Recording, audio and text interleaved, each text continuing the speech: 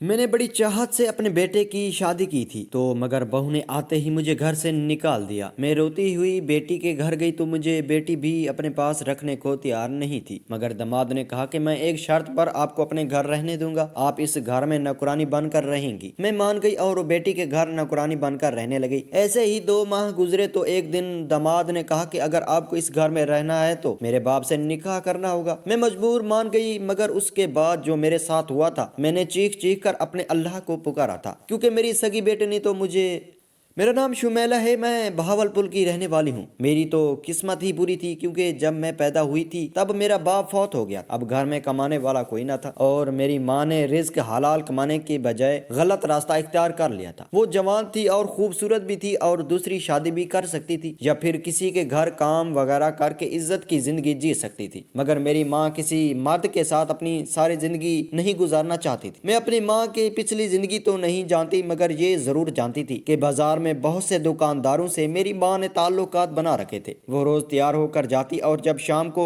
آتی تو ہزاروں روپے اس کے ہاتھ میں ہوتے۔ ایسا ہی وقت گزرتا گیا اور میں جوان ہو گئی۔ میری ماں نے تو مجھے بھی اپنے ساتھ اس راستے پر لگا لیا تھا۔ میری ماں مجھے اپنے ساتھ لے جاتی، میری وجہ سے ان کی کمائی بہت اچھی ہو جاتی، اور پھر ایک دن انکل ریاض، جن کی دوستی میری ماں کے ساتھ پچھلے 15 سالوں سے تھی، اس کی مین بازار میں کپڑے کی دکان تھی، اس نے میری ماں سے کہا تھا کہ وہ مجھ سے شادی کرنا چاہتا ہے۔ جب میری ماں نے انکار کیا تو وہ ہم لوگوں کو بلیک میل کرنے لگا۔ مجبوراً میری ماں نے میرا نکاح اس کے ساتھ کر دیا۔ نکاح کے بعد وہ مجھے اپنے گھر نہیں لے گیا تھا، میں ماں کے ساتھ اماں کے گھر میں ہی رہتی تھی۔ ریاض روزانہ چکر لگاتا اور ایک رات کے بعد اگلی رات میرے پاس رہتا۔ ایسے ہی میرے ہاں پہلی اولاد میرا بیٹا پیدا ہو گیا، میں نے اس کا نام شہباز رکھا۔ اس کے پیدا ہونے کے بعد بھی مجھے امید تھی کہ ریاض مجھے اپنے خاندان سے ملوائے گا یا اپنے ساتھ لے جائے گا، لیکن اس نے ایسا نہیں کیا۔ وہ کہتا تھا کہ تمہیں میرے خاندان والوں سے کیا لینا دینا جب میں تمہارے ساتھ ہوں اور اپنی اولاد کو اپنا نام دے رہا ہوں، تمہارے لیے اتنا ہی کافی ہونا چاہیے۔ پھر پتہ نہیں میری ماں کو کیا ہو گیا تھا کہ وہ اچانک سے بیمار ہو گئی اور 1 سال بعد وہ اس دنیا سے چلی گئی۔ اب مجھے ڈر لگ رہا تھا کہ ریاض یہ گھر اپنے نام کروا لے گا اور کسی روز مجھے یہاں سے نکال دے گا، مگر ایسا نہیں ہوا تھا۔ اس نے کاغذ بنوا کر اماں کا مکان میرے نام کروا دیا تھا۔ تب مجھے کچھ تسلی ہوئی، کیونکہ اب کم از کم کوئی ٹھکانہ تو تھا جو میرے نام پر تھا۔ بے شک وہ میری ماں کا گھر تھا، لیکن اب مکمل طور پر میں اس کی مالکن تھی۔ ریاض ہر مہینے گھر میں راشن ڈلوا دیتا اور پورے مہینے کا خرچہ مجھے دے دیتا، لیکن اس نے میرا اکیلے گھر سے باہر آنا جانا بند کر رکھا تھا۔ سبزی وغیرہ بھی میں گلی میں آنے والی ریڑھی سے لیتی تھی، لیکن اگر کہیں پہ جانا ہوتا تو ریاض کے ساتھ ہی جاتی۔ مجھے روپے پیسے کی تنگی نہیں تھی، میں بس یہ چاہتی تھی کہ ریاض مجھے اپنے خاندان والوں سے ملوائے اور میرا بھی وہاں پر آنا جانا ہو، لیکن اس نے ایسا نہیں کیا۔ اور پھر سال بعد میری ہاں بیٹی کی پیدائش ہوئی تو ریاض کہنے لگا کہ بس اب اس سے زیادہ بچے میں نہیں چاہتا، کیونکہ پہلی بیوی سے بھی میرے 3 بچے ہیں اور اب یہاں بھی 2 بچے ہو گئے ہیں اور میں ان کو ہی اچھی زندگی دے لوں گا، وہی کافی ہے۔ اور جب میرے بچے سکول جانے کے قابل ہو جائیں گے تو ریاض نے انہیں ایک پرائیویٹ سکول میں داخل کروا دیا جو قریب ہی تھا۔ میں پھر پوری طرح اپنے بچوں میں مصروف ہو گئی تھی، لیکن میں زندگی سے تنگ آ چکی تھی۔ میں تو پہلے والی شمیلہ لگتی ہی نہیں تھی جو روزانہ بن ٹھن کر بازار میں جاتی تھی، اور کئی مردوں سے اس کی دوستی بھی تھی۔ ریاض نے شادی کے بعد مجھے یہ سب کرنے سے منع کر دیا اور میں بھی گھر میں رہ کر عزت کی زندگی جی رہی تھی۔ ہمارے بچے جوان ہو رہے تھے۔ ریاض کے بھائی، پہلی بیوی اور بہنیں بھی میرے بارے میں سب جانتے تھے، سب اس لیے ریاض سے اس بات کا مطالبہ نہیں کرتے تھے کہ وہ دونوں دکانداروں سے ایک دکان میرے نام کر دے، تاکہ کل کو کوئی اینچ نیچ ہو جاتی تو میرے بچے بھوکے نہ سوئیں۔ تب ریاض نے چھوٹے والی دکان میرے بیٹے کے نام کر دی۔ اس دکان کے کاغذات بھی میرے پاس الماری میں پڑے تھے، اور پھر جب میرے بچے میٹرک کر کے کالج میں پہنچے تو اچانک ایکسیڈنٹ میں میرا ریاض انتقال کر گیا۔ میں بیوہ ہو گئی تھی، لیکن مجھے اس چیز کا کوئی صدمہ نہیں تھا، بلکہ میری تو پابندیوں سے جان بھی چھوٹ گئی تھی۔ اور پھر جب میری عدت پوری ہوئی تو میں اپنے بیٹے کو ساتھ لے کر ریاض کی پہلی بیوی کے گھر پہنچ گئی، کیونکہ ریاض کے انتقال کے بعد جب تک میں عدت میں رہی مجھے دکان سے آمدنی کا کوئی حصہ نہیں مل رہا था, इसलिए मैं अपना हक मांगने के लिए वहाँ चली गई। जाते हुए मैं एक दुकान के कागजात भी साथ लेकर गई थी और मैंने इनसे साफ साफ बात की कि छोटी दुकान मेरे बेटे के नाम है, इसलिए आज से वो बाप की जगह दुकान पर जाएगा और दुकान की आमदनी का 1 रुपया भी किसी को नहीं मिलेगा। रियाज के घर वाले पहले से ही ये बात जानते थे, इसलिए उन्होंने इस बात पर कोई हंगामा नहीं किया, बस यही कहा कि अपनी दुकान के साथ जो मर्जी करो, जैसे चाहो खाओ पियो, लेकिन आज के बाद दोबारा यहाँ पर कदम नहीं रखना। मैंने वो दुकान अपने बेटे के हवाले कर दी। मेरा बेटा मैट्रिक कर चुका था और उसका पढ़ने लिखने में भी दिल नहीं लगता था, इसलिए मैंने उसे दुकान की जिम्मेदारी दे दी। उस कपड़े वाली दुकान पर पहले से जो लड़के काम करते थे वो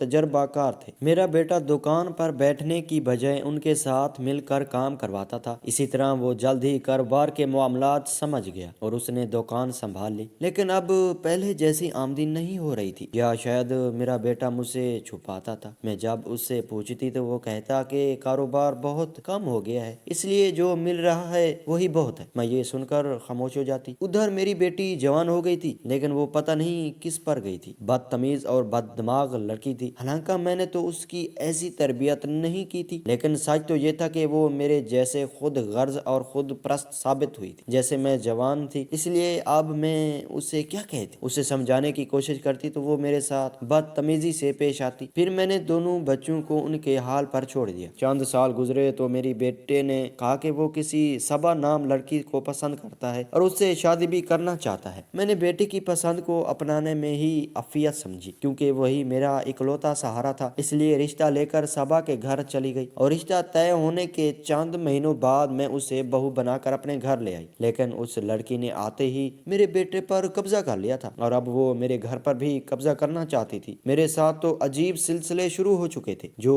थमने का नाम ही नहीं ले रहे थे। बहू ने बेटे के दिलो दिमाग में आहिस्ता आहिस्ता जहर भरना शुरू कर दिया, जिसका नतीजा ये हुआ कि दुकान से जो रोज का खर्चा आता वो मुझे देने की बजाय अपनी बीवी को देने लग गया था। और फिर चंद महीनों में मेरी बहू सबा ही हर चीज की मालिक बन गई। और दूसरी बात ये कि सबा और मेरी बेटी की बिल्कुल भी नहीं बनती थी। रोजाना उनकी किसी ना किसी बात पर लड़ाई हो जाती। मेरी बेटी तो अपने भाई से भी नहीं डरती थी। मैं उस रोज के झगड़े से बहुत तंग आ चुकी थी। फिर जब एक दिन मेरी बेटी ने कॉलेज में अपने साथ पढ़ने वाले एक लड़के का मुझे बताया तो उससे शादी करना चाहता है और वो बहुत अमीर घराने का है। तब मैंने फौरन अपनी बेटी को कह दिया कि तुम जिससे कहोगी मैं तुम्हारी शादी करवा दूंगी। लेकिन मेरी बेटी कहने लगी कि वो लड़का मुझसे शादी तो करना चाहता है, मगर मेरे घर वालों के साथ ताल्लुक नहीं रखना चाहता क्योंकि वो बहुत अमीर लोग हैं। ये सुनकर मैं खामोश हो गई कि जब बेटी अपनी माँ को ये कह रही है तो मैं उसे क्या कहूँ। मैंने उसे कह दिया कि ठीक है, जैसे तुम्हें बेहतर लगे तुम कर लो। तकरीबन 1 महीने बाद मेरी बेटी ने मुझे बताया कि फुला मैरिज हॉल में मेरी और जुबैर की शादी है और अम्मा तुम बस इस दिन वहाँ आ जाना, लेकिन वही कपड़े पहनकर आना जो मैं तुमको ला दूंगी। मैं खामोशी से उसकी बातें सुनती रही, लेकिन मैंने उसे जब ये कहा कि अपने भाई और भाभी से तो कहो, तब वो कहने लगी कि तुम मेरी माँ हो और मैं सिर्फ तुमसे ही कहूंगी, भाई और भाभी से मेरा कोई ताल्लुक वास्ता नहीं है। मैं इसकी बात सुनकर बिल्कुल चुप हो गई और जैसा उसने कहा वैसा ही करने लगी। लेकिन उसकी शादी के बाद मैंने उसे मजबूर नहीं किया कि वो खुद यहाँ अपने शोहर को लेकर मेरे घर आए, क्योंकि मेरे बेटे को अपनी बहन पर बहुत गुस्सा था। और फिर जब मेरी बेटी की शादी को 1 महीना हो गया तो मेरी बहू सबा ने साजिश करके हम माँ बेटे को लड़वा दिया। उस दिन मेरे बेटे शहबाज ने मुझे साफ साफ कह कि वो मुझे मजीद अपने साथ नहीं रख सकता। ये सुनकर मुझ पर आसमान गिर पड़ा। मुझे यकीन तो नहीं आ रहा था कि मेरा बेटा मुझे ये कह रहा है, लेकिन मैं जानती थी कि वो कभी कभी अपनी बात से पीछे नहीं हटेगा, क्योंकि वो मुकम्मल तौर पर बीवी के हाथों में बंधा हुआ था। इसलिए मैंने अपनी बेटी को रोते हुए फोन किया और उसे सारी बात बता दी। तो वो कहने लगी कि ठीक है माँ, तुम ऐसा करो कि टैक्सी करवा के मेरे घर आ जाओ, लेकिन यहाँ रहने के लिए तो एक शर्त होगी, क्योंकि मैं अपने ससुराल वालों को ये नहीं बता सकती कि मेरी माँ मेरे पास रहने आ रही है, इसलिए तुम्हें मेरे घर में नौकरानी बनकर रहना होगा। ये सुनकर मुझे बहुत दुख हुआ, लेकिन मेरे पास कोई और रास्ता भी तो नहीं था। इसलिए मैंने उसे कहा कि जैसा कहोगी मैं वैसा ही करूंगी। फिर एक बैग में मैंने अपने कपड़े रखे और रोते हुए अपने घर से निकल गई। और जब अपनी बेटी के घर पहुंची तो वहाँ की शान और शौकत देखकर मैं दंग रह गई। एक तरफ मुझे खुशी भी हो रही थी कि वो इतने अमीर घर की बहू है, और ये दुख भी हो रहा था कि मैं उसकी नौकरानी बनकर वहाँ रहने आ गई हूँ। मेरी बेटी ने अब तक जिस ससुराल का कह के मुझे चुप करवा रखा था। उस ससुराल में सिर्फ उसका एक ससुर शामिल था। ससुर के अलावा इतनी बड़ी कोठी में मेरी बेटी और दामाद अकेले ही रहते थे। मेरी बेटी की सास इंतकाल कर चुकी थी और जुबैर अपने वालिदैन का इकलौता बेटा था। मुझे ये सब जानकर बहुत दुख हुआ कि मेरी बेटी कितनी खुद गर्ज है, लेकिन जब मैं वहाँ रहने गई तो मुझे उसकी खुद गर्जी का असल चेहरा भी नजर आ गया। उसने तो वाकई मुझसे नौकरानियों की तरह काम करवाना शुरू कर दिया। मैं इसके कहने पर कई तरह के खाने बनाती और फिर घर के सारे काम उसने मेरे जिम्मे डाल दिए। जब मैं अकेली होती तो वो मुझे कहती कि तुम मेरी माँ हो, तुमसे ज्यादा अच्छे तरीके से मेरे घर कौन संभाल सकता है। लेकिन वो अपने ससुर और शोहर के सामने मेरे साथ बिल्कुल ऐसे बात करती जैसे मैं उसकी माँ ही नहीं बल्कि मुलाजमा हूँ। जबकि मेरा दामाद ये बात जान चुका था कि मैं मुलाजमा नहीं हूँ, इसकी बीवी की माँ हूँ। वो एक अच्छा लड़का था और मेरी बहुत इज्जत भी करता, मगर कभी मौका मिलता मुझसे बड़े अच्छे तरीके से बात करता और मेरा हाल अहवाल भी पूछता। बल्कि मैंने ये भी नोट किया था कि मेरी बेटी नरमीन के इस रवैये का जुबैर को दुख हो सकता था। वो नरमीन को ये भी समझाता हो कि माँ के साथ इस तरह का रवैया अख्तियार नहीं करते, मगर मैं जानती थी कि मेरी बेटी किसी की नहीं सुनती और ये सब मेरा अपना ही किया धरा था, क्योंकि मैंने उसकी परवरिश ही ऐसी की थी। नरमीन के ससुर बहुत ही नफीस आदमी थे, लेकिन मैंने कभी उनको बोलते हुए नहीं देखा था। अगर मैं उनके लिए चाय बनाकर लाती तो वो मुझे इशारा से वहाँ चाय रखने का कह देते, या कभी और कोई काम होता तो कभी भी डायरेक्ट मुझे नहीं कहते, बल्कि जुबैर ही मुझे उनके कामों के बारे में समझा देता। क्योंकि मेरी बेटी को तो शॉपिंग और पार्टियों से फुर्सत ही नहीं मिलती कि वो अपने घर या ससुर का ख्याल रख सकते। पता नहीं जुबैर किस तरह नरमीन के साथ गुजारा कर रहा था। मुझे वहाँ रहते हुए 3 महीने हो चुके थे। मैं सर्वांट क्वार्टर में रहती थी। मेरे अलावा और कोई भी मुलाजिम 24 घंटे वहाँ नहीं रुकता था। सब मुलाजिमीन शाम को चले जाते। एक दिन मैं अपने क्वार्टर में आराम कर रही थी कि जुबैर मेरे पास आया तो मैं फटाफट उठ के बैठ गई। मैंने उससे कहा कि बेटा तुम मुझे वहाँ बुला लेते। तब वो कहने लगा कि कोई बात नहीं, मुझे आपसे कुछ जरूरी बात करनी है। उसने कहा कि नरमीन इस वक्त घर पर नहीं है। मुझे लगा कि यही मुनासिब मौका है आपसे बात करने का। मैंने कहा कि ऐसी क्या बात है। तो वो कहने लगा कि आप मेरी बात को गलत मत समझिएगा और मुझे समझने की कोशिश कीजिएगा। देखिए मैं सब कुछ देख रहा हूँ कि आपकी बेटी आपके साथ क्या रवैया अख्तियार कर रही है, और आपके बेटे ने तो कभी आकर आपका हाल अहवाल भी नहीं पूछा। आप सोचें अगर आपकी बेटी ने भी आपको यहाँ से जाने का कह दिया तो आप कहाँ जाएंगी। मैं जुबैर की बातें सुन रही थी लेकिन समझ नहीं पा रही थी, इसलिए मैंने कहा कि बेटा साफ साफ कहो ना कि आप क्या कहना चाहते हो। तो वो कहने लगा कि आप मेरे अब्बू से ही शादी कर लें, क्योंकि उन्हें भी एक ऐसे साथी की जरूरत है जो उनका ख्याल रखे और आपको भी सहारा मिल जाएगा। फिर आपको इस घर से कोई नहीं निकाल सकेगा और आपकी पोजीशन भी बदल जाएगी। ये सुनकर तो मैं बहुत हैरान हुई कि ऐसे कैसे हो सकता था। लेकिन वो कहने लगा कि आप सोचें इसमें कोई बुराई नहीं है, आपकी उम्र इतना ज्यादा तो नहीं और फिर आपकी हैसियत भी इस घर में मजबूत हो जाएगी। उसने कहा कि मैं अपने अब्बू से बात कर ली है, वो आपसे शादी पर राजी है। अब आप मुझे सोच के बता दें, मैं इंतजार करूंगा कि आप मुझे इनकार तो नहीं करेंगी। और इसके बाद वो वहां से उठकर चला गया और मैं सारी रात सो नहीं सकी। लेकिन मुझे ये बात समझ आ गई थी कि अगर मुझे यहाँ इज्जत के साथ रहना है तो ऐसा कदम उठाना ही पड़ेगा, वरना मेरी औलाद ही मुझे जलील करने पर तुली हुई है। दूसरे दिन जुबैर फिर मेरे कमरे में आया और मुझसे पूछने लगा, तो मैंने कहा कि ठीक है मैं इस बात पर राजी हूँ, लेकिन क्या नरमीन मान जाएगी। तो वो कहने लगा कि नरमीन को मैं खुद मना लूंगा। और फिर 2-4 दिन बाद जुबैर मुझे सर्वांट क्वार्टर से निकाल कर कोठी के अंदर ले गया और एक कमरा मुझे रहने के लिए दे गया। जब तक अब्बू से आपका निकाह नहीं हो जाता तब तक आप यहाँ रहेंगी, उसके बाद आप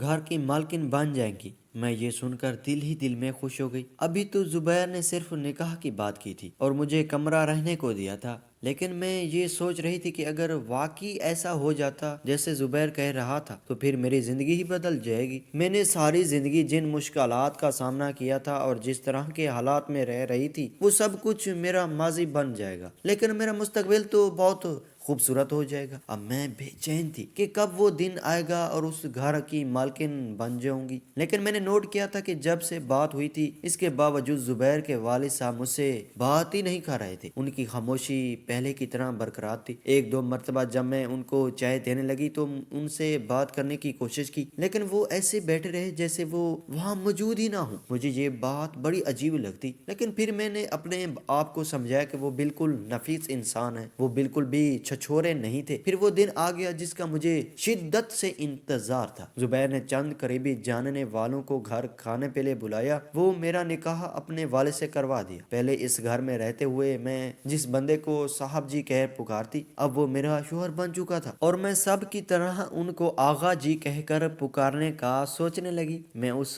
दिन दुल्हन बनकर आगा जी के कमरे में बैठी हुई थी। मैं जिंदगी में दूसरी मर्तबा दुल्हन बनी थी, लेकिन दिल से खुश थी। पहली शादी तो ऐसे ही हुई थी कि मेरी जिंदगी ही बर्बाद हो गई। अब मैं कमरे में बैठी आगा जी का इंतजार कर रही थी। तमाम मेहमानों के जाने के बाद जब वो कमरे में आए तो मुझे घबराहट होने लगी कि जाने वो क्या कहेंगे। पहली मर्तबा मुझसे बात करेंगे, लेकिन कयामत उस वक्त टूटी जब उन्होंने कमरे में आने के बाद भी मुझसे कोई बात नहीं की, बल्कि बड़े आराम से कपड़े उठाकर चेंज करने लगे और वापस आकर एक नजर मेरी तरफ देखा और मुस्कुराने लग गए। उसके बाद उन्होंने मुझे इशारे से कपड़े चेंज करने को कहा तो मैं कुछ परेशान सी हो गई कि वो बोल क्यों नहीं रहे। मैं उनसे खुद बात करने की कोशिश की और कहा कि आपकी तबीयत कैसी है। आपको ये सब अजीब लग रहा होगा कि लेकिन आपने कुछ सोच समझ कर ही इतना बड़ा फैसला किया होगा। मैं आपकी बड़ी शुक्रगुजार हूँ। और पता नहीं मैं उनसे क्या कुछ कह रही थी, लेकिन जब मैंने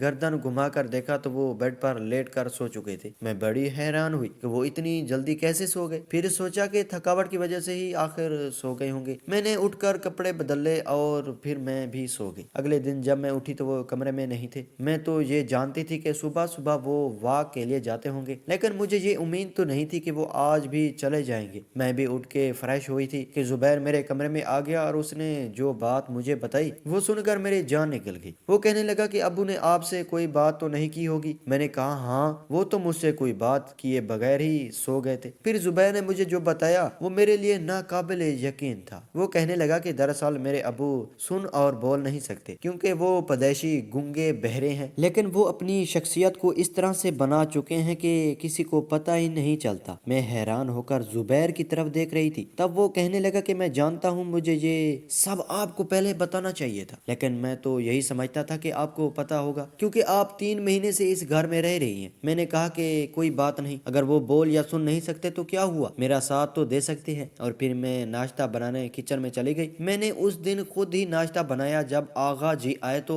उनको नाश्ते लिए बुला लिया। वो बड़े खुश और फ्रेश नजर आ रहे थे। नाश्ता करके उन्होंने मुझे इशारे से कहा कि नाश्ता बहुत अच्छा था। अब तो मैं बहुत खुश हो गई। मैंने उस घर को अपना घर समझकर संभालना शुरू किया। मेरी बेटी नरमीन अब भी वैसे ही थी, मगर अब उसने मुझसे काम करवाने छोड़ दिए थे। वो मुझे तंग नहीं करती थी। उसने अपने लिए एक मुलाजमा रख ली। मैं आगा जी के साथ खुश थी, लेकिन दिल के किसी न किसी कोने में एक हसरत थी कि काश मैं अपने बेटे के साथ रहती। मेरी बहू और बेटा मेरी इज्जत करते, मगर जब मेरा बेटा ही मुझे भूल गया तो मैं अपनी बहू का क्या गिला करती। लेकिन शायद मेरा नसीब ही ऐसा था कि मुझे अधूरी खुशियां मिल रही थी।